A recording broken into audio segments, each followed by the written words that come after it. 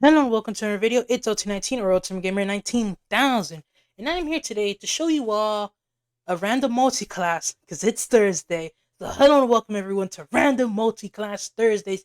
It is your host OT19 or Ultimate Gamer 19,000, and I am here today to show you the random multi-class that is the Monk and Wizard. It surprisingly can work pretty well if you have one small little caveat. Before this video starts, make sure to like, comment, and subscribe if you want to see Baldur's Gate and D&D 5e build, guides, and overall just discussion videos. So yeah, let's get right into it. So the topic of today's video is how to build, or how does a monk wizard multi-class even work? Is it good? Is it complete and utter trash? Do you need anything to make it good? And if you do, what is it? First of all, why would you even want to play this multi-class? First of all, the Monks is a pretty weak class, but it does have its strengths. First of all, it uses Dexterity for its main attacking stats, and Dexterity is pretty useful for a wizard because Dexterity overall is just one of the best stats in game, in my personal opinion. Second of all, the wizard has a certain subclass that actually really benefits the monk a lot. It is the Bladesinging subclass, available in Tasha's Kojin of everything.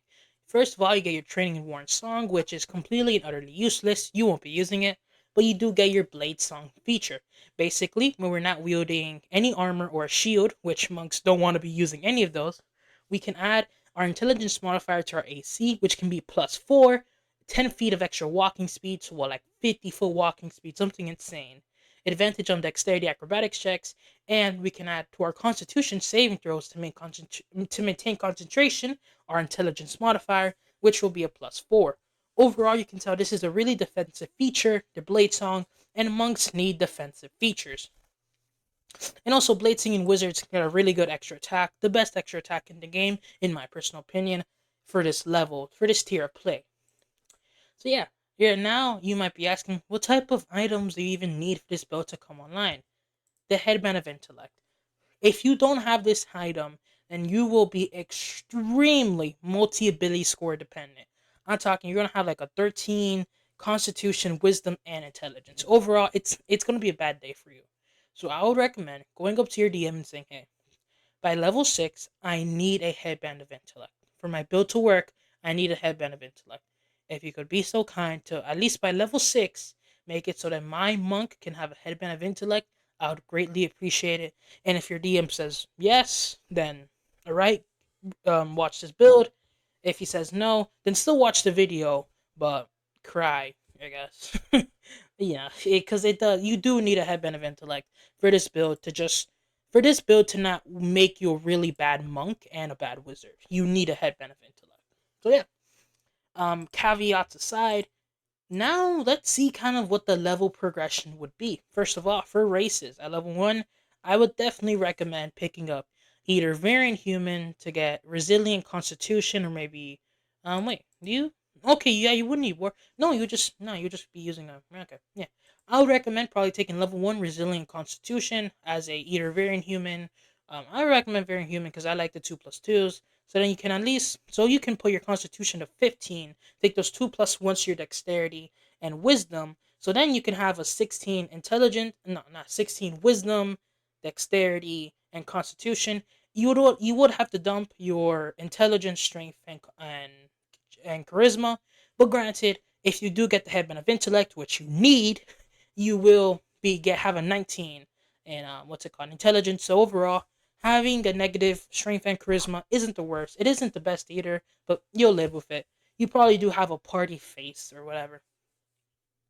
So yeah, at level 1, I probably would recommend taking Variant Human for Resilient Constitution, or maybe if you roll for stats and don't really care for a +1 kill Constitution, you could maybe take a Fairy or any Flying Race. It's pretty obvious that Flying Race with Mobile, Monk, and with Monk Speed, you can go up to an enemy, punch them, then be like 20 feet in the air pretty consistently, especially when you have your Blade Song active. So if you are able to get Aarakocra, Fairy is my personal favorite, but if you're able to get a Flying Race, that is really nice. But overall, if you're not, I would probably recommend just Variant Human, pick up Resilient Constitution to get. Also, Constitution saving throw proficiencies is pretty nice for this build, even though our Constitution saves will be good. But like if they can be really good and we can get even higher HP, that is just really nice too. Yeah, now let's get to our true level progression. Level 1, we'll be picking Monk. I think at level 1 we should be picking Monk. We kind of have to. You can't, if you want to, you could take one level fighter to get Constitution saving throw proficiencies and the dueling fighting style. You could do that. And honestly, if I was making this build, I may. Hmm, it just really depends. It's like, and honestly, it's up to you. If you want to, you could take the first level of this build the fighter, but for the sake of today's video, I'll just do it monk and wizard. And I mean, if you're playing in a one shot that's like high level, then definitely take that first level fighter. And instead of taking resilient constitution, take durable. The durable feat gives you 2 extra HP per level. It's an extremely powerful feat, especially when you have really low HP characters, because you're a monk and a bladesinger with a decent constitution. So yeah. As a monk, we get all of our really cool monk features, such as an unarmed strike, key, and then we'll kind of skip all of the monk features to level 3. Now, level 3 is when we get to pick our subclass. Now, the Dungeon Dudes, I love them. I love their videos. Amazing creators. They released a book called Sebastian Crow's Guide to Everything. And in that book, they released a monk subclass called Way of the, I think, Arcane Hand, something like that. That monk is a basically a monk that uses spellcasting, has spell slots, and has all of that.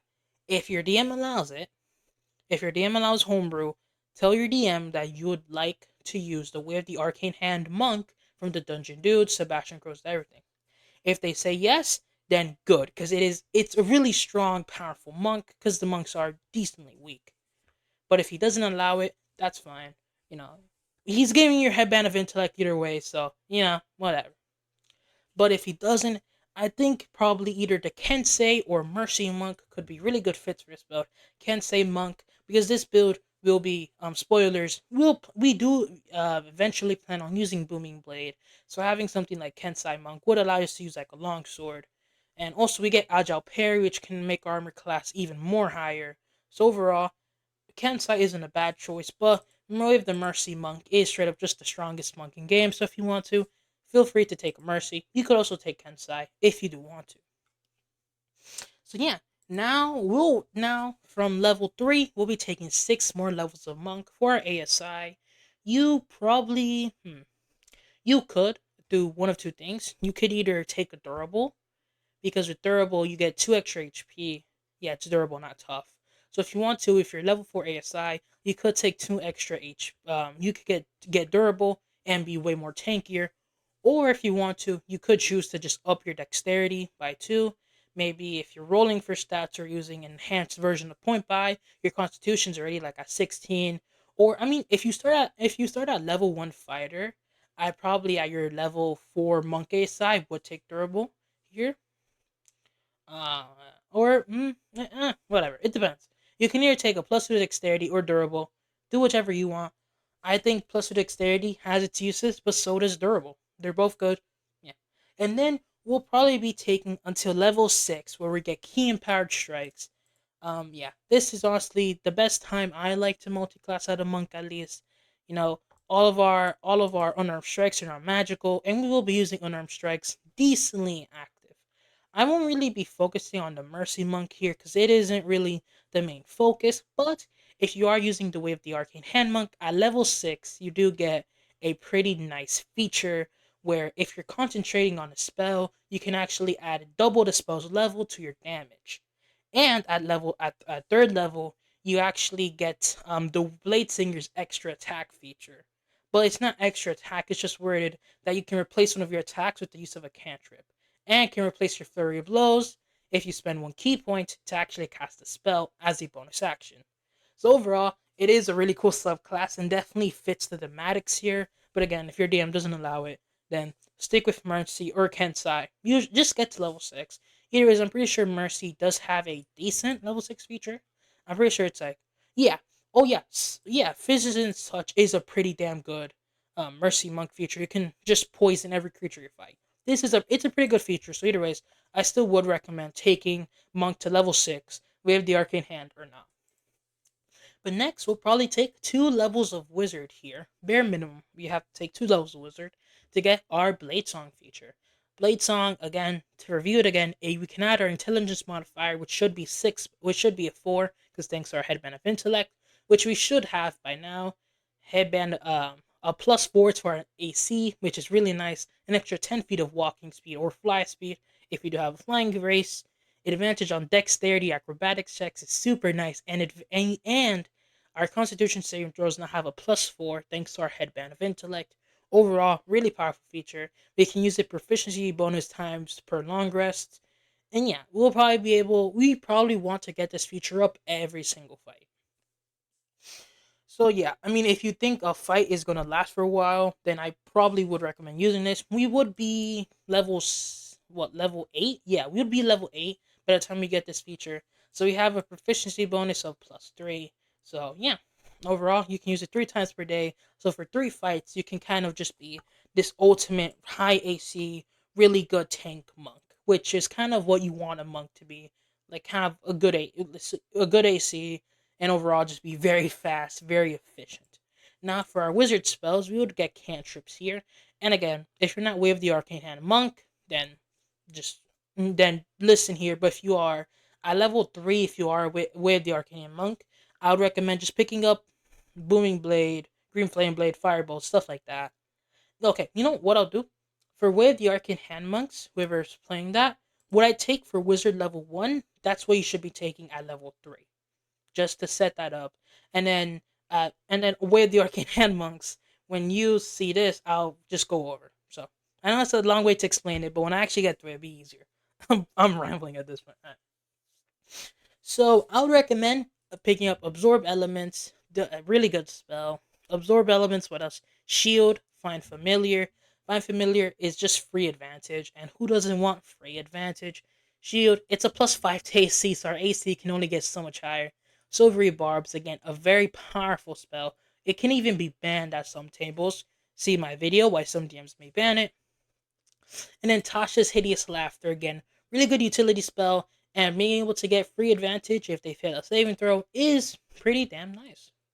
And for cantrips, Booming Blade Message, Booming Blade Message, Green Flame Blade, just make sure you take one of the blade cantrips, because you will be using these very often.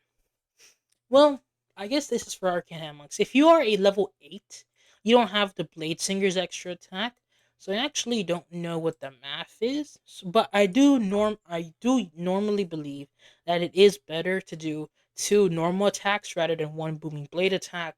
But again, if you are with the Arcane Hand Monk, which please ask your DM if you can be, you don't have to worry about that. You can automatically be doing 1 booming blade, then 1 normal, then a couple punches. But I know not every DM allows homebrew, even though there are dungeon dudes. Whatever. I'm not gonna harp on it too long. But yeah, for some other level 1 spells you might want to pick up if you can have them. I guess Fog Cloud can always be decently nice. Magic Missile, again, that's a very powerful spell. Magic Missile can be really useful. Thunder Wave has some utility. Overall, it's not the best. But if you do ever need to just get someone away from you, it could be nice. At level 2, so we would be our third level of wizard, so level 9 in total. We would have some decently cool spells. Cloud of Daggers. It can be useful if you're in like a closed in space, or maybe if you're fighting someone or maybe if you're like in a 1v1 boxing ring type of scenario. You could throw up a cloud of daggers right in front of you, and then just be throwing like from shurikens at your enemy or darts. Enlarge Reduce, really useful spell. Um, Gain you an extra d4 to all of your attack rolls when you are a monk is pretty damn nice. Invisibility, hold person, too, just really good. If you can pick them up spells. What else? Faceted Arrow can be alright. A Misty Step, this is a pretty good one. Even though you do have a lot of mobility, having a teleport is also just genuinely nice. Scorching Rays can be pretty nice. And also, if you're allowed to Booming Blade and Green Flame Blade, then pick up Shadow Blade. Shadow Blade is really powerful. You can, if for the cost of 1 second level spell and concentration and a bonus action, you can summon a little blade, usually like a short sword, I imagine it, and it deals 2d8 second damage. If your DM allows you to Booming Blade with it, then by all means use Shadow Blade. But if it doesn't, just use What's it called in larger dues? It'll be fine. Tasha's Mind Whip and Suggestion are two other pretty powerful spells. Vortex Warp, Web, and other really powerful spells. So now, at character level 9, our main kind of thing we would be doing mostly is probably if you're Way of the Arcane Hand Monk, it would just be booming. It probably would if you're allowed to use Shadow. Because here's the thing, I think first off, if you can, but if you can, it's fine. Try to wait. Actually, damn it, I just wish Way of the Arcane Hand Monk was just allowed. Like it wasn't homebrew. Because if it wasn't, uh, well, now if you're because Dungeons of Drakenheim is on D&D Beyond, so and Sebastian Crows isn't on D&D Beyond because they want other third-party creators to have their stuff first. So it will be on D&D Beyond eventually. So, tell your DM that, but whatever. In larger deuce or Shadow Blade, if you can Booming Blade with it. So here's what probably your turns of combat should be now, since you really like digged into your main stuff. First of all, if your DM allows you to Booming Blade or Green Flame Blade with Shadow Blade. Oh wait, I forgot. Oh damn it! I keep on thinking where to. Damn. Okay, this build is just so much better as a Way of the Arcane Hand Monk, and I know I am rambling a little, but okay. Yeah. So, if you're a Mercy Monk with Blade Song, I think the first thing you do is cast Enlarge Reduce and then activate your Blade Song. That is your turn 1. It's your action and your bonus action. Boom. And then, because you have Blade Song to activate it, it is a bonus action. And then on your next turn, with Juju, you'd probably go up to your enemy and just start digging into them. You would do your two rapier slashes, because you will be wielding a rapier, because you do need one hand free to like kind of cast magic. You'll be slicing them up with your rapier, which we can use. Well, yeah, you're proficient in it. Yeah, because Bladesinger allows you to be proficient in it. So yeah, you will be wielding a rapier or a longsword, whatever you prefer. Great, heck, battle axe even. You'll be wielding your one-handed D8 weapon, doing your attacks with it, then use your bonus action, and hopefully use your Hands of Harm feature to maybe even poison your target. And if you can poison your target, then flurry of blows, use your Hands of Harm feature, poison your target. Then overall, you're now there. You get a bunch of extra 4d4s you can add on top to all that damage you just did. You're enlarged, you have advantage on all strength saving throws, you have a ridiculously high AC. Like what? You have like a plus shield. Oh, I think you can have up to like a 26 AC when you cast shield. Yeah, you have a disgustingly high AC. You're gonna be a pretty hard person to hit, but be dealing big damage. Now, at level 5, which would be character level 11, you'd get your 5th level wizard spells. Here, some really good ones would be Counterspell, Dispel Magic. Those two are just good for the sake of being good. Fireball can be really nice. Gaseous Form. No, not Gaseous Form. Haste. If you okay, because you do get an ASI at 4th level, a 4th level wizard, which I will be covering soon, so don't worry about that. Lightning Bolt is a good one. What else here? Oh, Spirit Shroud. Spirit Shroud is low-key a must-have. Thunderstep, really good. As you can see, there's a bunch of really good spells you can pick here. If you don't want to haste yourself, honestly, just having Spirit Shroud up is super nice. You can use Spirit Shroud, then your Blade Song, and just start cleaving through all of your enemies. But, for your level 4 Wizard ASI here, I think so you could get yourself a 20 dexterity by now, if you want to, which maybe you should. Uh, yeah, honestly, just get yourself a 20 dexterity. Your constitution saving throw is fine. It could be better, because you would have like a 3 constitution. You would have a +7 to any constitution saving throw. So if you roll under a 3, you're kind of cooked. But, yeah, you could, again, if you didn't take resilient wisdom all the way back there, take it now. Get that constitution saving throw proficiency. If you didn't get it by level 1, take it now. Or, again, just increase that dexterity up. Overall, this build kind of, and I wouldn't say it's feat hungry, but it could use the feats. Now I know in one D&D you can get a free level 1 feat from character level 1 that can be durable. So if you're playing this with the 1 D&D rules, then by all means I recommend picking up your first level feat being durable, so you just don't have to worry about that. But overall, when it comes to this build, either increase your dexterity, your take resilient constitution, or take durable. Either one of those three will serve you greatly, in my personal opinion.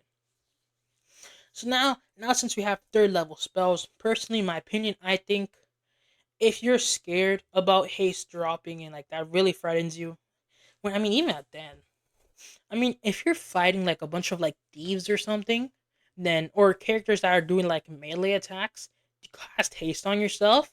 But if you're fighting like a dragon or something that does AoE or can do AoE, then probably just stick to Spirit Shroud.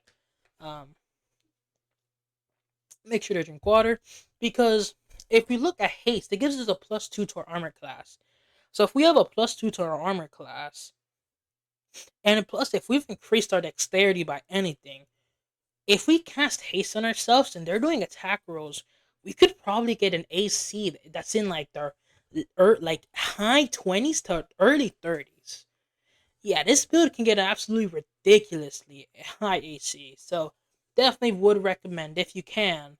If you're fighting a bunch of characters that are doing like rolling to hit you, then yeah, casting haste can be extremely beneficial. So now at character level 12, this is kind of our this is not our peak, but this is kind of like our best. This is where we're gonna be our best in my now not in my personal opinion. This is when we get our Bladesinger's extra attack feature. And oh, this extra attack feature is just so nice. If you don't know, basically, instead of attacking twice with one weapon, we can cast a cantrip and instead of using one of our attacks. Meaning we can attack with booming blade, then just attack again. This feature is just genuinely so damn nice. It is one of the reasons why I do heavily recommend taking away the Arcane Hand Monk, because we get this at third level. So we'll be having this for our whole career. But even at then, it's still, once you get it, your damage just skyrockets so damn high. It is kind of insane. But yeah, after level 12, what should you do? Some would say take some fighter levels. Pick up Battle Master if you want to focus really on your martial prowess. Maybe I don't know. In reality, after 12th level, I really feel like you can kind of just take this build wherever you want it to be. Or maybe even earlier. By 11th level, if you take Wave the Arcane Hand Monk by the Dungeon Dudes, honestly, you can kind of take this once you get the cantrip extra attack. In reality, you can't just do whatever you want. You can take more wizard levels, maybe you can take fighter levels. Heck, I don't know. Take paladin levels if you want to. If you have a good charisma for some reason, maybe if you rolled for stats and rolled pretty good, take 2 paladin levels to get divine smite as a wizard, and then probably just take I don't know. Because it's weird. Because I mean, you have absorb elements, so you don't really need evasion because you already have absorb elements. But I guess if you want to, pick up evasion while you're there, while you can get some paladin levels if you reach the requirements. Pick up fighter levels can do you good. Getting the dueling fighting style, that's about it. But and action surge. You can action surge with the blade singer's extra attack. You can do that, so you could get a ridiculous amount of damage up. Or honestly, just take more wizard levels and get those high level wizard spells, you know? I mean, at level 4, we do get some decent stuff. Dimension Door can be really good. Edward's Back Tentacles can be a really good control feature. Ice Storm can be good control and just good damage. Polymorph can be nice. Raymond's Psychic Lance or Roth Tim's, whatever. That can work. Um, all the summon spells. Wall of Fire. Wall of Fire is one of my personal favorite spells. In general, you can kind of just take this build wherever you want it to be. And I've even seen some versions of this build that if you do take the Wave the Arcane Hand Monk, they just take two. Well, not have seen because I I saw some version. I've made some of these versions of these build where like you can take 2 levels of Bladesinger Wizard, then just like take level 7 of Monk or level 8 of Monk, and then just go back to Bladesinger Wizard. Because yeah, you are technically delaying your spell progression, but you're really not. Because if you do take away the Arcane Hand Monk, you still have spells. They're not granted as like they're not as fast scaling, but if you do, you know, because in my table, I personally don't require multi ability scores to kind of multi class. I mean, if you're multi-classing with a monk, like who cares, bro? Like, come on, who cares? I usually don't require them. So in my table, I did make a build for a one shot that my one of my friends was running. Actually, it was a monk. It was six monk. It was eight monk. Two Bladesinger, two paladin, level 12 build. It was pretty strong. I mean, of course, it's a dumb build. I mean, yeah. Um, yeah, it was a smiting monk. It was really fun. The rest of the players in my table honestly didn't expect it, but they also seemed to like the build. They thought it was a fun take on the monk. But yeah, that's kind of the end of today's video. If you guys did enjoy this random multi-class, make sure to like, comment, and subscribe. And if you have any other random multi-classes that you want me to check out and try to build around, make sure to also leave that down below. But yeah, that's all from your boy, Ulti19, signing out. Peace.